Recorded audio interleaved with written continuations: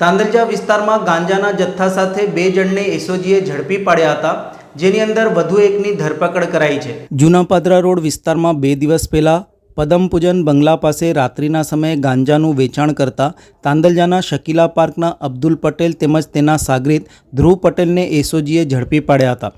અબ્દુલ પટેલની પત્ની અને પુત્રને વોન્ટેડ જાહેર કર્યા હતા। પોલીસે બંને આરોપી પાસેથી 500 ગ્રામ હાઇબ્રિડ ગાંજાનો જથ્થો કબજે કર્યો હતો, જેની બજાર કિંમત 15 લાખ જેટલી થાય છે।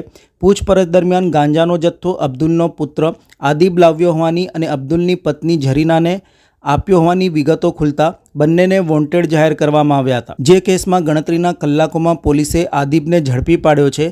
22 લાખના હાઇબ્રિડ ગાંજાના કેસમાં પણ આદિબ પકડાયો હતો। પોલીસના જણાવ્યા પ્રમાણે અબ્દુલ પટેલનો પુત્ર આદિબ અગાઉ પણ 8 મહિના પહેલાં પણ 700 ગ્રામથી વધુ વજનના 22 લાખની કિંમતના હાઇબ્રિડ ગાંજા સાથે ઝડપાયો હતો, જેમાં અબ્દુલનું પણ નામ ખુલ્યું હતું। અબ્દુલ સામે અગાઉ પણ 4 કેસ થયેલા હતા, જેથી છૂટ્યા બાદ પોલીસની તેના ઉપર નજર હતી।